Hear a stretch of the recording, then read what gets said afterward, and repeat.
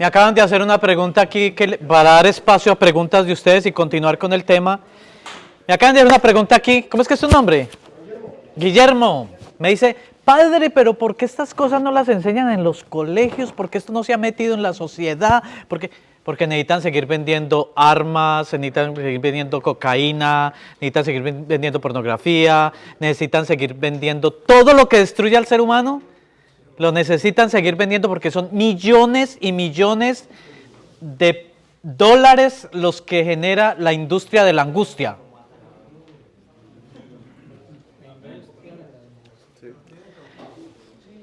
Todas las drogas ilícitas lo que hacen es generarle una paz y una tranquilidad ficticia al organismo humano.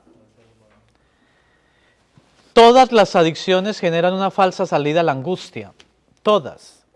Toda la industria de la muerte, asesinatos, todo eso, la persona que mata a otra está sacando una pulsión destructiva que lo está matando dentro y necesita hacerlo con el otro. Desde niño viene arrastrando eso. Entonces no esperemos que esto va a ser una cosa que ya vamos a aprender en los colegios y ya vamos a aprender. A los gobiernos les interesa que nosotros sigamos produciendo basura y suciedad para que ellos se sigan enriqueciendo. El chiste que hay por ahí en internet que es muy cierto, ¿no? Cuando un presidente dice que va a acabar con la pobreza, es verdad, pero con la de él.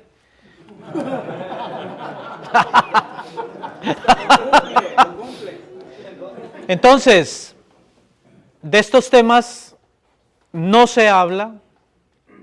Este es un tema que no se habla. Todas estas cuestiones que nos atormentan, adicciones, pecados, traumas, violencia, todo eso nos dicen, póngase las pilas y evítelo. Usted puede, pero resulta que hay una fuerza abajo, más potente que uno, que domina sobre uno. Y hasta que tú no rebajes esa fuerza, no canalices, lo otro no va a desaparecer. Por eso luchas y luchas y luchas y no puedes.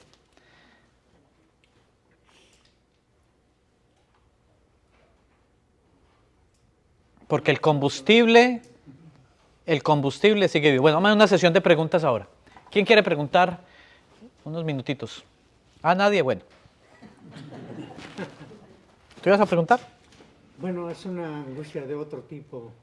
Por ejemplo, cuando en un sitio estamos esperando a determinada persona y no hay modo de comunicarse, lleva uno 3 horas hasta 4 y no sabe uno de ellos. Le entra sí. uno una angustia terrible. La angustia de muerte, sí. Sí. En una ciudad tan enorme como la Ciudad de México, yo estuve esperando a unos familiares y no supe nada de ellos hasta que opté por moverme y ya investigar, pero casi todo el día. Oh, sí. Eso es otro tipo de angustia, ¿verdad? Sí, pero mire, por ejemplo, es que el relato del Génesis trabaja también esto porque cuando el ser humano y Dios estaban unidos, hay paraíso. Cuando están unidos Dios y el ser humano, hay paraíso. Ahí está la respuesta espiritual a los dramas, pero cuando se genera la ruptura por el ego humano, viene la angustia y la desesperación y la expulsión de ese paraíso, ¿no?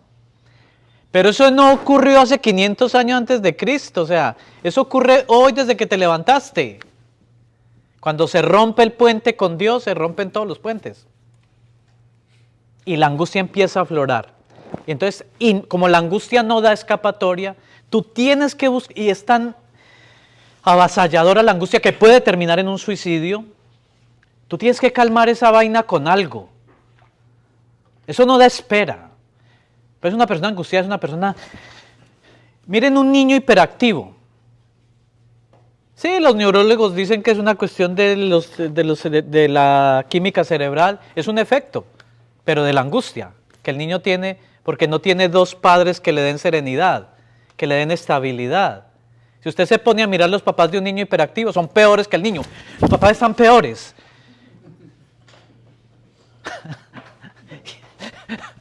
Entonces, sí, dime.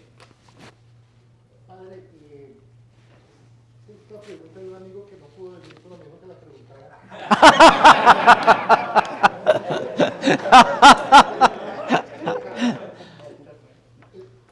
Cuando hay pecado, hay angustia. la angustia no canalizada, no encausada, produce muchos pecados. Muchos, casi todos. Digamos, la confesión le da un consuelo, pero ese espacio de la confesión es algo muy corto. O sea, en 2, 3, 5 minutos de conversación con el sacerdote, o sea, si no debo hacer un post para seguir trabajando, o sea, ¿de qué forma usted aconseja que después de una buena confesión yo pueda seguir trabajando lo que toqué en la confesión? Bueno, ahí está el espacio de la dirección espiritual, ¿no? Ahí está el espacio de la dirección espiritual, que es diferente a la confesión. ¿Sí me hago entender? Pero cuando una parroquia, por ejemplo, está manejando estos temas adecuadamente, las personas que se confiesan son mínimas. Pero cuando en una parroquia aparecen miles y miles, es que esto no está funcionando. Mucho menos una dirección espiritual. Exactamente. ¿Usted cree que la angustia puede ser hereditaria? Sí, pero qué buena pregunta. Hay una herencia genética, pero hay una herencia psíquica. Hay dos tipos de herencia. La herencia genética, sacaste los ojitos del papá, la nariz de la mamá, la con mamá, ya no sé qué. Pero hay una herencia psíquica que tiene que ver por el lenguaje. Si el niño vive escuchando que el mundo es muy peligroso, él recibe esa herencia del miedo. Si el niño ve una familia que todo el tiempo resuelve las dificultades a golpes, recibe la herencia psíquica de resolver todo con la impulsividad. Eso no tiene que ver con los genes, tiene que ver con lo que escucha y ve. Y esa es la herencia psíquica. Hay que hacer una diferencia fundamental en esto. Porque nosotros entendiéramos que también le damos una herencia psíquica a nuestros hijos, de las cosas que no hemos resuelto, de las cosas que no hemos trabajado, de lo que... Eso pasa a los hijos. Eso pasa a los hijos. Un papá angustiado va a tener hijos angustiados. Pues, si el único referente que tiene ese pobre muchachito es el papá. El niño hiperactivo que corre, se abre la cabeza, se da la vuelta, se abre los labios, no siente dolor y es hiperactivo y se cae de las escaleras. ¿Y de dónde obtuvo esa hiperactividad? La hiperactividad es una angustia no dirigida, porque los papás tienen que ofrecerle un nicho de seguridad al niño. Cuando ese nicho se da, usted no va a tener un hijo hiperactivo. Ahora, cuando aparte de esa falta de seguridad, ha habido falta de contención, de disciplina, el niño se revierte hacia sí mismo accidentándose constantemente, cortándose, golpeándose, porque toda esa pulsión agresiva no la puede sacar hacia afuera porque no le han enseñado, se revierte hacia así. Hay niños que se arrancan el pelo, se arrancan las cejas. Y ni lloran. Ah, no, porque es que eso es una manera de liberar el dolor que llevan dentro. Sienten un alivio. En lugar de sentir dolor, sienten un alivio. Y si hay niños que le dan unas trillas y no lloran. No, por eso, porque eso los alivia o de la culpa o de la agresividad que tienen dentro, el dolor que tienen dentro. ¿Hay algún libro o algo más de literatura? Creo que un curso de estos es muy bueno, Pero muy poquito, sí. El libro, hay muchísimo sobre este tema, o sea, muchísimo. ¿alguno que recomiende? Pero ¿sobre qué tema particularmente? Lo que pasa es que, mira, por lo general la literatura que hay sobre este tema es muy científica. No ha habido nadie que baje eso como a la divulgación. Y cuando se toma este tema lo tratan muy trivialmente. Esto es algo que ha sido muy trabajado desde hace como lo menos 150 años, desde Kierkegaard para acá. Después vino Nietzsche, Freud, Lacan. Toda esta gente ha trabajado, pero eran grandes intelectuales que no lograron bajarlo como... Sí, a nosotros. Entonces, encontrar un libro... Por ejemplo, precisamente antes de venir estaba leyendo un libro que se llama Afecciones del sujeto contemporáneo, ¿no? Pero incluso para mí, que le he gastado tiempo a estos años, es complejo. ¿Por qué no hacer uno? Listo. Empezamos. La Biblia bien leída es el mejor libro de la angustia y cómo se resuelve la angustia. Pues sí la he leído, pero nunca había visto. Bueno, ya hoy empiezas, ya hoy empiezas. Ya hoy empiezas. Padre, un ejemplo o pregunta más directa. ¿Usted podría ir a otras iglesias a dar pláticas si lo invitan? Me invitan a la primera, después ya no me vuelven a invitar. Pero sí lo haría. Si tengo tiempo, sí. Pero aquí ya hay mucho que hacer. Aquí hay mucho. Está Manos a la Obra, está Germina, están los grupos de todos los grupos que hay, están las misas, hay mucho para hacer acá. Como padres de familia, tenemos un hijo que lo miramos que está angustiado. ¿Cómo podemos hacer para ayudarlo? Porque muchas veces a nosotros los hispanos no se nos enseña cómo ser padres. Casi nos crecimos de una manera diferente a lo que es la cultura de este país. Primero, por lo general, la angustia en los niños no sale como angustia, siempre sale disfrazada, siempre. O el niño empieza a tener pesadillas, o el niño empieza a comportarse muy agresivo, o el niño no logra concentrarse, o el niño empieza a tener fenómenos de hiperactividad, o fenómenos psicosomáticos, o el niño empieza a aislarse. Todo eso es angustia, todo eso ya es un signo de que el combustible que hay debajo de eso es un niño angustiado, que no tiene padre y madre que le dan. Más que hacer, es como cuando los papás logran calmar el dique de la angustia de un hijo, es porque ellos ya empezaron a hacer presencia, empezaron a utilizar la palabra, la calma, el cariño, el niño empieza a bajar todos esos niveles. Padre, cuando un niño se come las uñas, sí. Eso es pura agresividad revertida sobre uno mismo. Sí, claro. Angustia, dolor, eso se da mucho en fenómenos depresivos también. Personas que se cortan. Padre, Esta pregunta y otra y continuamos con el tema. ¿Parece? más que una pregunta es ¿cómo canalizo yo? Por ejemplo, mi hijo menor tiene 10 años. Si él tiene un examen en la mañana, prácticamente no duerme en la noche. Así él esté bien preparado, bien leído, sepa el examen, pero él como que, nosotros lo vemos que se preocupa mucho por lo que va a enfrentar en la mañana. ¿Cómo canalizaríamos eso? ¿Cómo lo ayudaríamos? Bueno, yo pienso que ya un nivel de ese, que el niño no pueda dormir, que el niño ya, el examen sea más importante que la vida misma. Hay niños que se suicidan por eso. Ojo. Hay niños que cuando no obtienen los resultados, sienten que van a defraudar al papá, a la mamá. Eso es lo que en psicología se llama un super yo muy fuerte, que los está torturando dentro. Tengo que rendir, no puedo defraudar. Ya ahí eso merece un tratamiento, ahí. Sí, porque ya es un nivel muy alto, que un niño no pueda dormir por una prueba, que un niño esté ansioso frente a lo escolar, no lo está disfrutando, se le volvió una tortura. Eso ahí requiere una intervención profesional, pienso yo. No, pues bueno, eso es lo que necesitamos saber. Sí, yo pienso que ya hay un nivel ahí muy alto de ansiedad, de angustia. Y Sí, porque él siempre tiene esa preocupación, lo vemos nosotros. Si él tiene un partido de fútbol, el día siguiente él está hablando del juego, que si tal, que si gana, que si pierde, que si tranquilo, mañana a jugar, sí. lo que salga. Ahí necesita un profesional que le ayude al niño a aceptar el fracaso, aceptar que la vida no es perfecta, aceptar que se puede equivocar, aceptar que la vida hay cosas muy importantes, otras que no son tan importantes, y aceptar que las grandes personalidades que han llegado lejos son las que más se han equivocado. Los grandes genios de la humanidad son los que más se han equivocado, pero han aprovechado la equivocación. O sea, el fracaso tiene que entrar en la psique de un niño. Cuando eso no está, aparece esto. Fracaso como un elemento constitutivo de la naturaleza humana. El fracaso es absolutamente necesario, además es inevitable. ¿Quién de los que hay aquí no nos hemos equivocado, no? En cosas frágiles y en cosas importantes también nos hemos equivocado.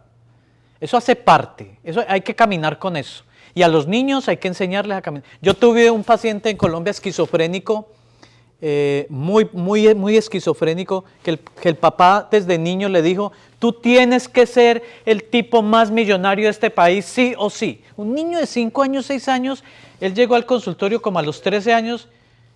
Hombre, eso es un peso muy grande para un niño, además es una locura. Entonces, ¿qué es la esquizofrenia? Tener dos personalidades divididas, la que él era y la que el papá le inculcaba. O sea, la manera de defenderse el cerebro es partir la mente en dos. Padre, también está muchas veces como la sobrecarga de la misma sociedad. O sea, yo lo digo, por ejemplo, porque todo el mundo espera o aspira que el hijo de Cristiano Ronaldo, de Lionel Messi, Sí. tenga que ser como ellos. Entonces son niños de apenas 13, 14 años y entonces la gente ya quiere que ellos hagan los 1000 goles que ha hecho Cristiano y que por qué el hijo no salta así. Es lo mismo que esto. Así mismo. Sí, por eso los hijos de los famosos tienen tantos problemas también. Mira lo que está pasando con el hijo de Camilo VI, ¿no? No sé si lo conocen. Bueno, es de mi generación, ustedes son muy jóvenes. Bueno. Lo que yo le comentaba a usted, padre, lo que pasa con J Balvin, un tipo con tanto dinero y es Sí, claro, la depresión, sí. Bueno, sigamos. ¿Quieren seguir o no? Sí. Yo no, bueno. Epa.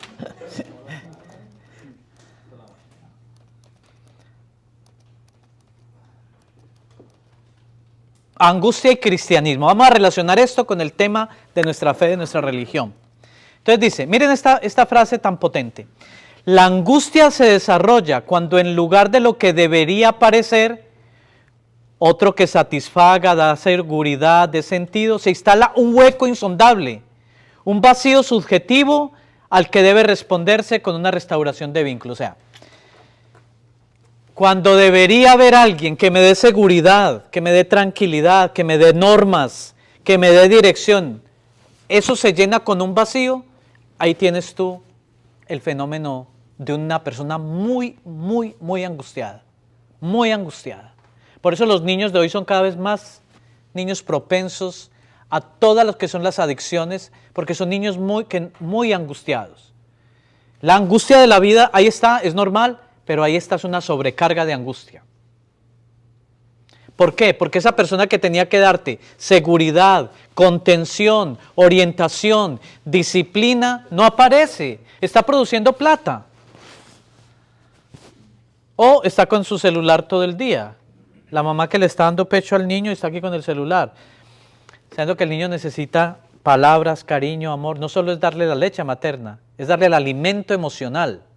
En ese momento hay que hablar, hay que acariciar, hay que mirar a los ojos, si el niño puede mirarte.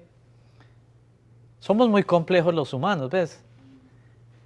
Somos muy complejos. Entonces, ese punto creo que quedó claro, ¿no? Segundo punto, San Agustín fue el primero que empezó a hablar de esto. Cuando hizo la interpretación del libro del Génesis, se habló de pecado, paraíso y redención. Él interpreta, por ejemplo, la serpiente del paraíso, un ser que habla, pero es un ser instintivo. Entonces él dice, todo lo que nos habla interiormente, o nos puede hablar para construirnos, o nos puede hablar para destruirnos. Entonces usted escucha a la serpiente que te dice, no sirves para nada. Nadie te ama, nadie te quiere. Es lo instintivo que te lleva a la depresión. Por eso es una serpiente que representa lo más primario, lo más básico, lo más instintivo, pero habla. Porque lo instintivo habla dentro de nosotros. La agresividad, la sexualidad, la primariedad, habla dentro de nosotros y nos está todo el tiempo conduciendo a esa primariedad. Por eso los grandes acontecimientos ocurren en la montaña y la serpiente se está arrastrando por el piso. Por eso la Biblia habla de valle de la muerte, el valle de los muertos. En el valle está la muerte, pero en la altura está la salvación, ¿no? Entonces, la religión católica concretamente reconoce la relación del sujeto con su angustia, que llama pecado original, con una angustia que nace con nosotros, pero también presenta la faceta de la redención. Es decir, si te sientes solo, hay una presencia absoluta. Si te sientes frágil, hay una potencia absoluta que te cubre. Si te sientes limitado, hay una abundancia infinita que te cubre. Si sientes que no vales nada, tienes alguien que te dice, tú eres mi hijo amado, en quien tengo mis complacencias. A todas esas carencias que produce angustia, la redención, la figura de ese Dios maravilloso en que creemos nosotros en nuestra iglesia, suple, sana, controla y da cauce a la angustia de los humanos. Por eso el Salmo dice, si mi padre y mi madre me abandonan, el Señor me recogerá. Cuando yo meto eso hasta en los tuétanos de mi ser, se suple el fenómeno de una angustia no controlada.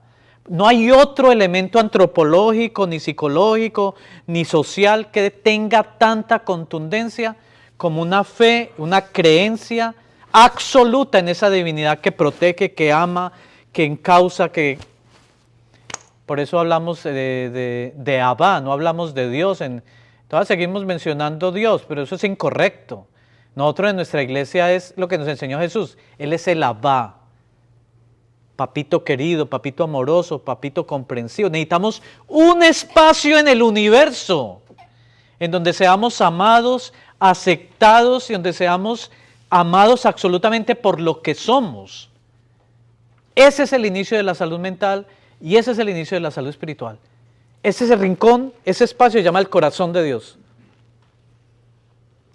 Pero cuando tú llegas con una cantidad de problemas a la religión, entonces empiezas a proyectar todos esos problemas en la religión. Cuando crees que Dios es como tus padres, castigador, mala gente, abandonador, entonces cuando no superas eso, piensas que Dios, que es toda la bondad, es igual. Y no logras superar una espiritualidad sadomasoquista. Bueno, siguiente. Los seres humanos no pecan solamente porque son orgullosos o desobedientes. Esto es un error garrafal. O sea, el ser humano no peca porque esté engreído y porque quiera que Dios se revuelque. No. El ser humano peca por fragilidad. Porque hay cosas que debía manejar y no le enseñaron a manejar. Hay cosas que debería entender de sí mismos y se puede morir sin entenderlas. Y como lo decía Carl Jung, el gran psicoanalista suizo, lo que no sabemos de nosotros mismos nos domina. Lo que no sabemos de nosotros mismos nos domina.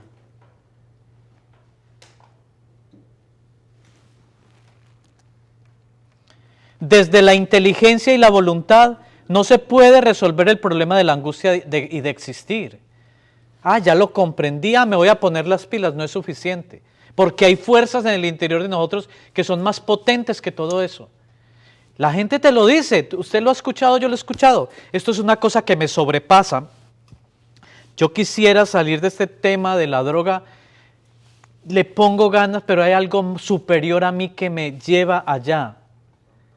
Hago lo que no quiero, dejo de hacer aquello que quiero. Hay una contradicción. Entonces, ojalá con la cabeza y la voluntad pudiéramos salir de todo el mundo funcionaría súper bien.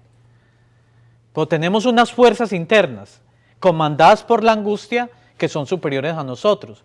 Por eso hay gente que no puede dejar de mentir, hay gente que no puede dejar de dañar, hay gente que no puede dejar de chismosear, hay gente que no puede dejar una cantidad de cosas. ¿Estamos o no estamos? Sí. Bueno.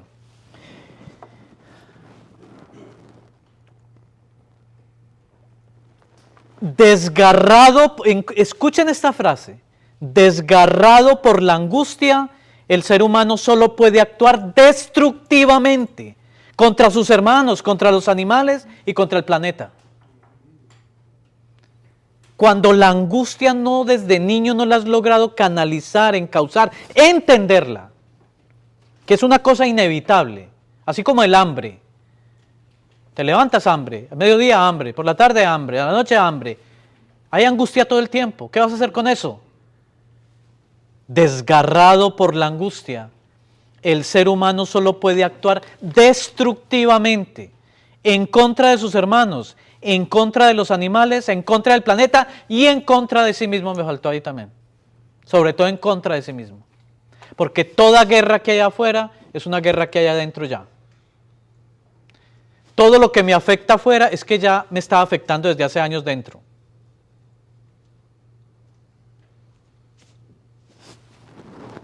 ¿Quedó claro esto? Sí. Es como el delirio tremens. Y, claro, porque el delirium tremens es lo que ocurre cuando tú quedas en el vacío y ya no está el alcohol, por ejemplo. El alcohol llenaba ese vacío, quitas el alcohol y empiezan el delirio tremens, o sea, delirium tremens, que es esa angustia de no tener lo que te daba sustento, fortaleza. Bueno, entonces ahí está. Esa angustia destructiva, esa angustia malévola, Por ejemplo, en Pedro, yo te seguiré a donde quiera que vayas. Apenas vio que a Jesucristo lo iban a matar, la angustia de eso lo hizo cambiar de opinión. Ya no se sintió tan fuerte. Eso nos pasa todos los días en nuestra conducta moral. Porque no contamos con ese elemento que es tan potente, que es lo angustioso de vivir. Que cuando te tocan el tema de la muerte, del fracaso, del dinero, de la fama, ahí se desmorona todo porque la angustia es más potente. Porque llevas acumulando angustia desde niño. Imagínate todo lo que has acumulado de angustia durante toda la vida. Desgarrado por la angustia, el ser humano solo puede actuar destructivamente. Ahí está Adán y Eva cuando no pudieron acceder al conocimiento. Pablo, es otro caso también muy paradigmático de lo destructivo. Cuando se dio cuenta que había aparecido un Mesías que no era el que ellos esperaban, la angustia de perder esa verdad lo hizo matar, lo hizo perseguir a los cristianos. Bueno, esa es la contradicción de todos. Entonces la primera cuestión en espiritualidad es, no es lo que debo hacer, sino quién soy. ¿Quién soy? ¿Cómo estoy constituido como hijo de Dios? ¿Qué es lo que me hace como hijo de Dios? Con luces, con sombras, con arribas, con abajos. Eso es lo primero. Y en eso no estamos gastando nada de tiempo. Eso lo damos por hecho. Si tú te dedicaras a esto, tu vida funcionaría con mucha rapidez en la parte económica, social, familiar, sin tanto desgaste. Si los seres humanos encuentran su propia verdad, pierden los motivos para ser malos, malvados y dañinos. Somos malos, dañados y dañinos, primero porque la angustia nos corroe y segundo porque no hemos accedido a la verdad de nosotros. Cristo es el camino, la verdad y la vida. La desesperación siempre es una mala relación con uno mismo en relación a una falsa relación con Dios. Estás desesperado, estás mal relacionado contigo. Te toca vivir contigo todos los días de tu vida y no has hecho las paces contigo mismo. No te perdonas, no te aceptas, no te valoras. Y eso también conduce a una falsa relación con tu Dios. Porque si tú tienes algo no resuelto, esto te lo digo yo porque he confesado gente muchos años. Cuando tú traes un tema no resuelto de tu infancia, lo proyectas en Dios. Si te dijeron que no valías nada, entonces piensas que Dios es un castigador. Si te dijeron que eras una persona lo más maravillosa del mundo, eres un narcisista que piensa que Dios está cubriendo tu narcisismo. Todos estos temas de autodestrucción dentro de la Iglesia Católica, de que me tengo que lacerar, que autocastigar, eso viene de una falsa concepción de Dios. No es necesario hacer eso. El camino hacia la santidad va por otra parte. Va por otra parte. Y si caminas por el lado de la angustia y el miedo, poniéndolos en su sitio, vas a ganar más tiempo y más progreso que 20 años de darte látigo en la espalda. Ya vamos a terminar. ¿Cómo sé yo? Porque ya la última sesión que la semana, vamos a ir a lo práctico. Vamos a encontrar ya cosas prácticas que ustedes pueden anotar ahí para hacer. Y vamos a tratar 3 temas concretos. Estrés, depresión y adicción. ¿Qué son efectos de la angustia de vivir? ¿Eso queda claro o no? No, pero no lo digan tan entusiasmados, pues. ¿Sí o no? Sí. Ah, bueno.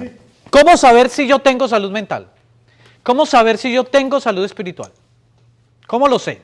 Les voy a dar unos puntos para que ustedes también los miren en sus parejas, en sus hijos y analicen desde ahí cómo pueden ayudar. Primer punto. Hay un equilibrio donde se reconocen valores y defectos sin exageración. Reconozco mis cualidades sin creerme un narcisista, pero reconozco mis defectos sin creerme que soy una basura. Hay un equilibrio. Reconozco mis cualidades y mis defectos en el justo. No hay un desequilibrio. Porque si ustedes ven, siempre hay un desequilibrio en esto. O me creo lo peor, sobre todo gente de la iglesia. Yo soy un vil pecador, yo no soy digno. Allá hay un desequilibrio. O yo soy lo más maravilloso, lo más bello, lo más hermoso. Sin mí el mundo no gira. Eso es otro desequilibrio. ¿Cuándo hay salud mental y espiritual? Cuando yo reconozco que tengo valores tranquilamente y cuando sé que tengo temas que resolver también tranquilamente. Es el trabajo espiritual que tengo que hacer hasta que me muera, ¿no? ¿Queda claro ese punto? Sí. Segundo punto. Esa persona se quiere tal como es decir, existe un diálogo interior sano y como efecto es más tolerante. Ojo con el diálogo interior. Una persona sana mentalmente y sana espiritualmente es una persona que tiene un diálogo interior tranquilo, sano, sensato. Revisen su diálogo interior porque de ahí depende todo. ¿Cómo te hablas tú desde que te levantas hasta que te acuestas? Siempre estamos hablando con nosotros mismos. Por eso cuando vamos a la misa lo primero que hacemos es escuchar palabras de sanación, de liberación de la Sagrada Escritura para cambiar ese diálogo interno. Pero si tú todo el día te estás autocastigando, si todo el día estás denigrando de ti mismo, si todo el día no puedes estar en paz contigo mismo, ¿cómo vas a ser tolerante con los demás? Es imposible. El primer punto es cambiar el diálogo interno cuando escucho, por ejemplo, una palabra de Dios que me habla de lo que yo soy, de la dignidad que tengo como persona. Tú eres mi hijo amado en quien tengo mis complacencias. Eso no significa no tener defectos. Eso significa aceptar que la vida tiene las dos, porque la parte oscura está para que la parte de luz. Si tú no tuvieras cuerpo, por ejemplo, ¿cómo podría avanzar tu espíritu? Es imposible. ¿Sobre qué? Si no tuvieras pecados, si no tuvieras defectos, ¿sobre qué vas a trabajar hasta que te mueras? ¿Cómo vas a evolucionar si no tienes un tema? Tercer punto. Esta persona que es sana mental y espiritualmente ha comprendido que lo que nos hace sufrir no es lo que nos sucede, sino la interpretación de lo que nos sucede. La mitad de las personas está llorando y la otra mitad está vendiendo pañuelos. Hay una persona que puede salir aquí y esté lloviendo, maravillosa lluvia, qué maravilloso, y otro dice, maldita lluvia otra vez lloviendo. ¿El problema está en la lluvia o en la interpretación? En la interpretación. En la interpretación. Entonces, no son los acontecimientos los que te fastidian la vida. Es lo que interpretas de lo que está pasando en esos acontecimientos. Una persona sensata le da una interpretación que le ayuda a crecer, no una interpretación para autocastigarse o para creerse lo peor o lo mejor, no sé. Ahí hay salud mental y espiritual, ojo. Ahí en esos dos puntos hay salud mental y espiritual. Siguiente.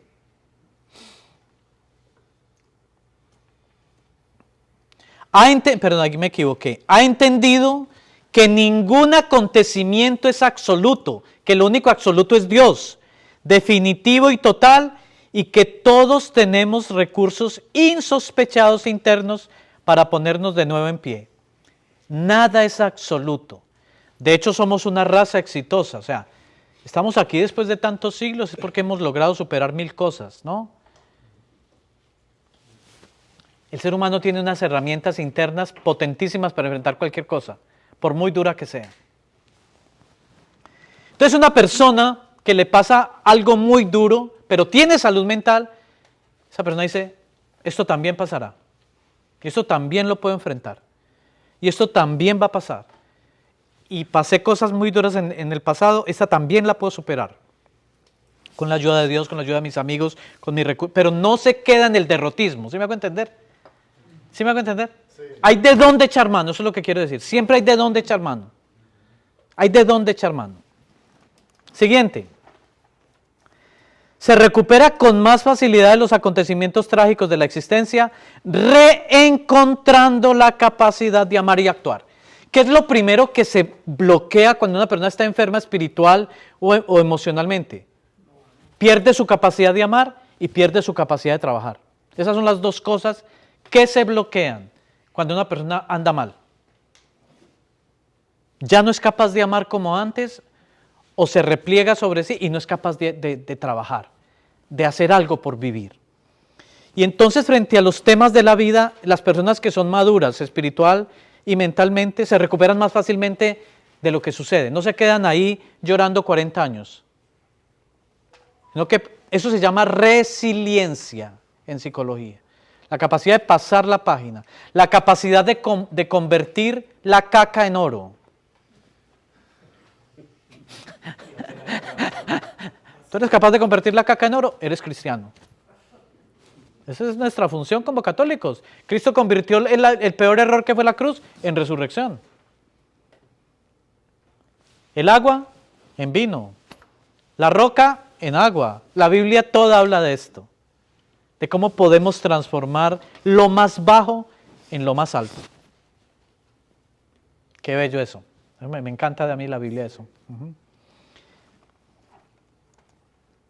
Siguiente. Ha entendido que haber perdido el ser amado, perder la salud, la dignidad, todos los bienes materiales, en definitiva, todo lo preciado, nunca es perderlo todo. Y que lo que se pierde es solo una parte de uno mismo. Ojo, porque por ejemplo cuando uno pierde una madre, cuando uno pierde un trabajo importante, cuando uno pierde su salud, le da un diagnóstico bien horrible, queda algo profundo dentro de uno con que seguir luchando. No se pierde nunca todo, siempre queda algo más. Eso se llama salud mental, eso se llama salud espiritual. Cuando una persona, sí, perdí mis bienes, perdí mi salud, metí la pata, vamos para adelante, vamos a salir adelante, vamos a buscar recursos. ¿Sí me hago entender? Sí. Eso se llama salud mental y espiritual. ¿Sí? Vuelvo y repito la frase. La persona madura en salud mental y espiritual ha entendido que haber perdido al ser amado, un hijo, un padre, una madre, un hermano, perder la salud, la dignidad incluso, los bienes materiales, en definitiva, todo lo preciado nunca es perderlo todo. Siempre queda algo de que aferrarse para seguir avanzando y luchando. Siguiente. No se avergüenza jamás de volver a ser el niño que fue.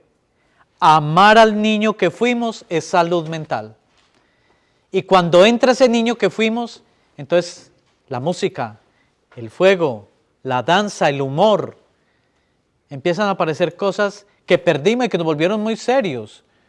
Como dicen en Chile, muy caraduras. O sea, no, nosotros en el cristianismo no somos caraduras. Nosotros en el cristianismo tenemos la fe, la fuerza, la emuná para poder unirnos a esa vitalidad de Dios que tenemos dentro. Amar el niño que llevamos dentro. De hecho, la Biblia dice, si no vuelven a ser como niños, o sea, si no resuelven lo que quedó sin resolver en la infancia, no pueden entrar en el reino. Hay que ir a recoger lo sucio, lo que no quedó limpio y para adentro. Una persona que tiene salud mental y espiritual se siente unificado, a pesar de la ira que le dé, a pesar de los celos, a pesar de los deseos impropios, vive en paz con la contradicción que significa vivir.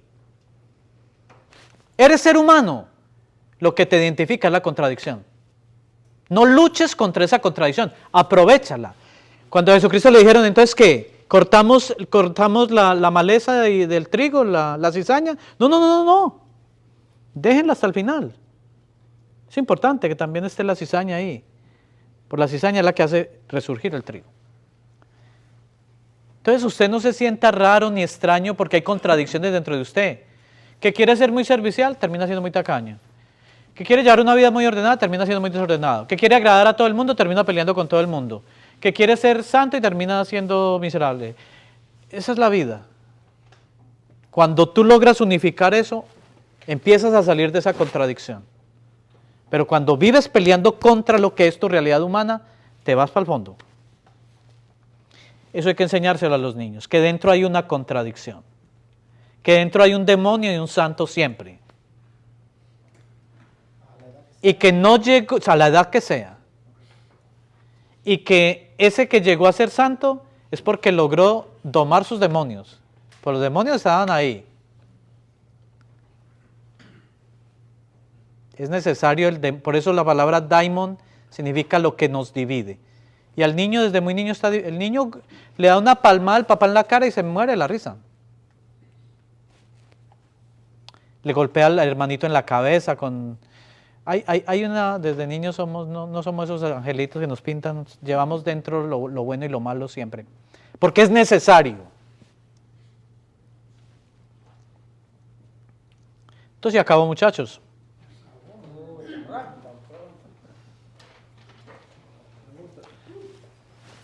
¿Cómo saber quién soy yo? ¿Qué ejercicios, qué meditación, qué hay que hacer? Yo creo que lo primero es entrar a hacer un trabajo dirigido contigo mismo, con el silencio, con la meditación, con la oración. Meditación, oración y profundización en... Mira, es profundización en estas áreas. ¿Quién eres tú?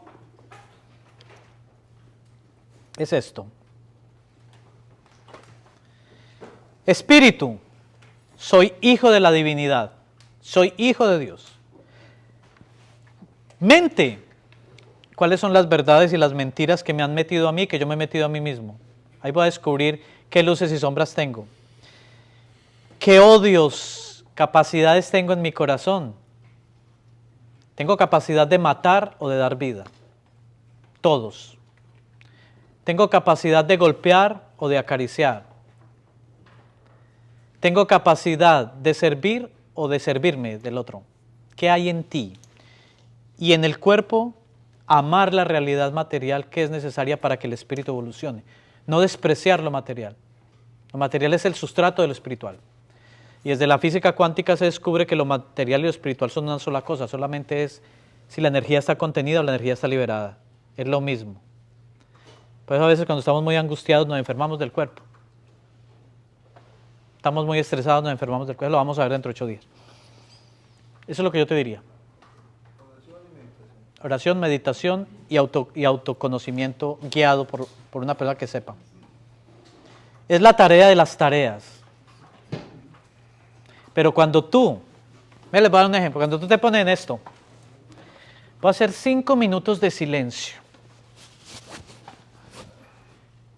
Mira pues lo que va a pasar aquí. Inmediatamente aparecen los demonios. Eso es autoconocimiento. ¿Cuáles son los demonios que te invaden y no te permiten estar tranquilo? Y aparecen las dudas, y aparece la angustia. Y entonces, ¿qué? Yo me voy a sentar a estar tranquilo y no puedo. Ahí ya empiezas a autoconocerte. Pero cuando logras estar en un punto de calma corporal, mental y espiritual, ahí aparece, es como cuando tú estás, hay un huequito aquí, tú te quedas esperando cuántos ratones salen de ahí. Y empiezan a salir comadrejas, ladrones, alacranes. Esa es la meditación para después entrar a la oración. O sea, tú haces meditación y empiezan a salir todos los ratones de la... Entonces usted va tomando nota, va simplemente observando. Y eso es autoconocimiento. De la loca que dice usted. ¿Ah? De la loca que dice usted. De la loca. No, los santos son los que dicen eso. Yo repito lo que ellos dicen. Pero por medio de la meditación, para ir matando las angustias que le llegan a su mente. Es un método súper eficaz para eso. Porque cuando tú empiezas a tranquilizar tu cuerpo y tu mente, no sé, pasa algo raro y es que la angustia se reduce. Padre, también en la mente y espíritu, paz mental, paz espiritual, ¿mata la angustia? Sí, total. Pero no la mata, la canaliza. Porque ella es necesaria y tiene que estar ahí. Porque si tú no tuvieras angustia, entonces uno se quedaría en la cama.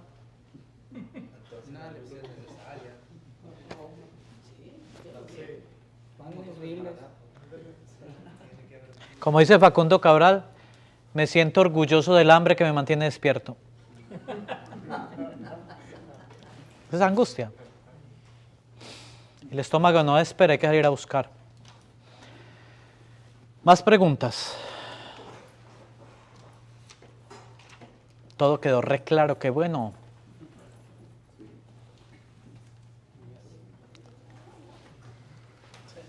¿Cómo puede, bueno, esta pregunta es acerca de cómo uno puede darse cuenta cuando un adolescente tiene angustia?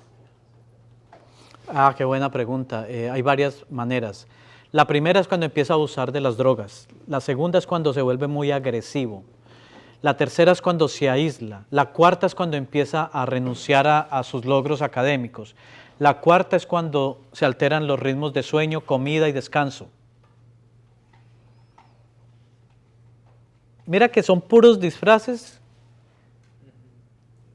que están tapando la angustia. Si un muchacho no duerme bien, o se acuesta a las 4 de la mañana viendo el celular, si un muchacho se aísla, si un muchacho se está cortando, si un muchacho ya no habla con nadie en la casa, si tú te das cuenta que está consumiendo algún tipo de alucinógeno, que es violento en el colegio, que no rinde en el... ya eso son puras banderas rojas. Porque en el momento en que el joven está, el adolescente está, esta parte que es la corteza prefrontal todavía no se ha terminado de formar. Entonces todo lo emocional e impulsivo está muy fuerte. Por eso es que en la adolescencia cometemos tantos errores, no nos importa la ley, no nos importan los padres, nada. Porque ahí lo que prima es esta parte que es el sistema límbico y la corteza prefrontal se termina de formar como a los 22 años. Que es juicio, cuidado no lo hagas, esto te puede traer consecuencias. Esta es la última parte que se termina de formar en un cerebro humano. Y se demora muchos años. Casi hasta los 22 años. Por eso lo peor que puede hacer un papá es igualarse a su hijo. Usted tiene que mostrar una luz, un faro, porque usted sí tiene la corteza prefrontal formada. Esta parte del cerebro, que es lo más evolucionado que hay en la naturaleza humana, increíble, lo tenemos aquí. Corteza prefrontal, neocórtex, que nos hace sentir, soy consciente, estoy muy angustiado, ¿cómo me puedo conocer a mí mismo? Usted nunca va a encontrar un perrito que diga, quiero conocerme a mí mismo. ¿La madurez del joven la va a adquirir después de los 22? ¿Cómo? La madurez en el joven. No, la madurez en el joven empieza a construirse desde el primer año de vida. Porque lo que aparece como estallido en la adolescencia es lo que no se hizo bien en la infancia. Por eso hay adolescentes que pasan una adolescencia muy tranquila y otros es estallido.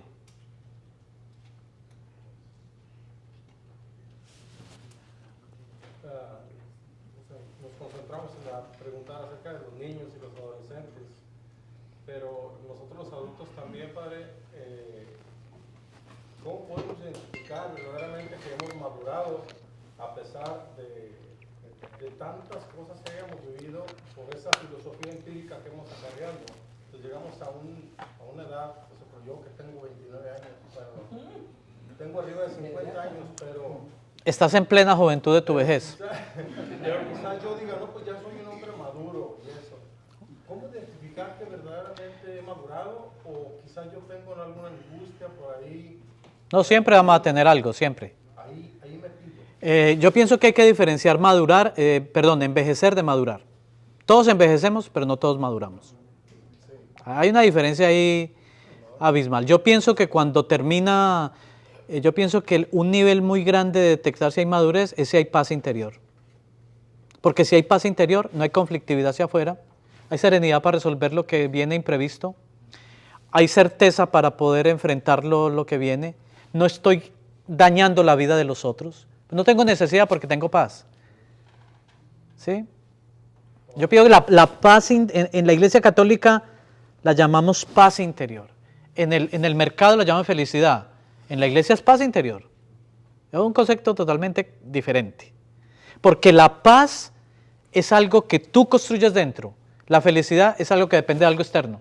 Que tenga el carro, que tenga el título, que tenga la pareja, que tenga, siempre tenga algo externo. Pero la construyes dentro, paz interior. Se demora años en construirse, pero hay que empezar. Por eso es necesario precisamente ese silencio, ¿no? Total. Tomás de Kempis, recuerdo que leía alguna vez en la Imitación de Cristo, dice, de cuando en cuando hay que hacerse la pregunta, si no estoy conmigo, entonces ¿con quién estoy? Exactamente. Es precisamente esa parte ahí, o sea, adentrarse y ¿dónde andas verdaderamente? Está el ejemplo de, ya te doy la palabra, está el ejemplo de cuando uno va a un charco y lo revuelve con una vara. Hay que esperar un rato que el lodo baje y se vuelva a ver todo cristalino. Esa es la oración y la meditación. Hay que esperar que todo Cuando el lago se pone sereno, la luz de la luna se refleja sobre el lago. Antes no, bien plenamente. Nosotros no hemos tomado en cuenta que uno de los bases fundamentales de todo este tema que estamos hablando es el silenciamiento, la calma corporal y mental es fundamental. Sin eso no hay nada más. El maestro de Nazareno lo enseñó, dedicaba horas a ese asunto. Sí, dime. Padre, yo quiero hacerle una pregunta. Inevitablemente sentimos angustia por una cosa o por otra. Total. Pero ¿cómo lograr, cómo hacer que nuestra angustia no dañe a la gente que está con nosotros? Cuando la logras canalizar.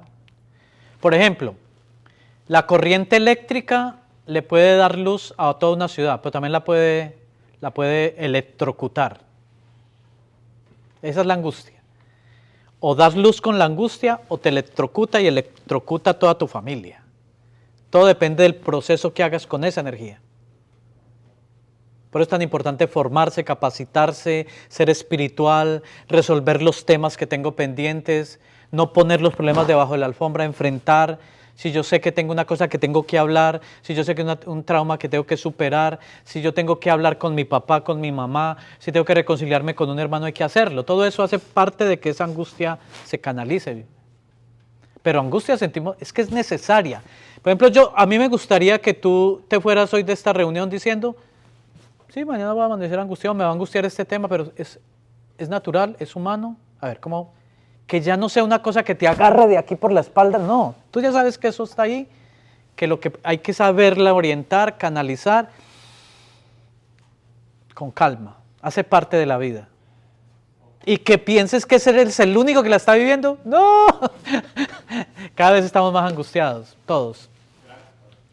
Padre, con respecto a la pregunta que le hicieron de los adolescentes, cuando ya se cree que se necesita ayuda profesional, ¿es necesario investigar el psicólogo que sea católico o puede ser?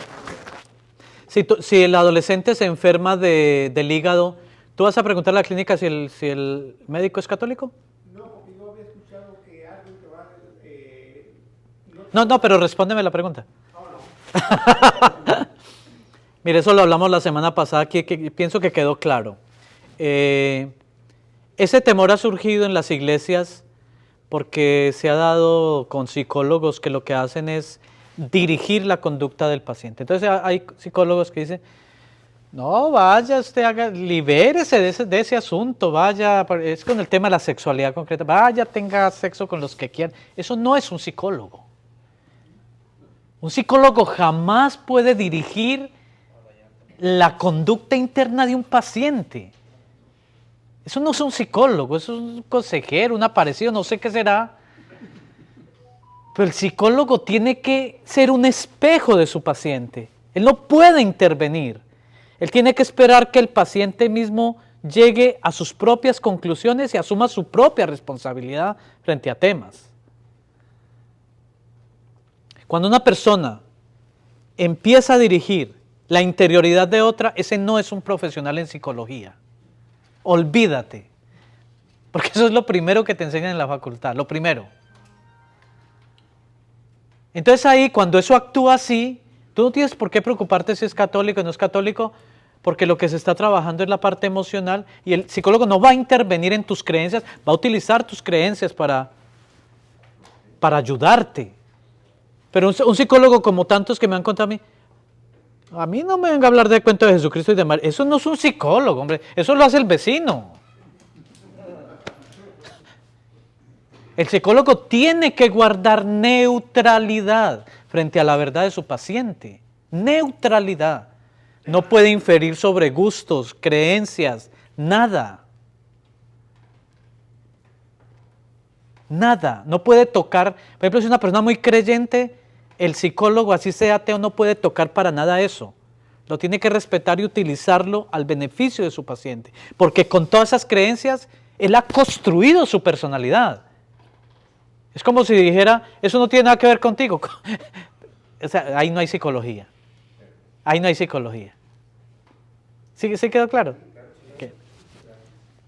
el consejero espiritual es muy diferente. El consejero sí interviene, pero ella no está yendo a un psicólogo, sino un consejero.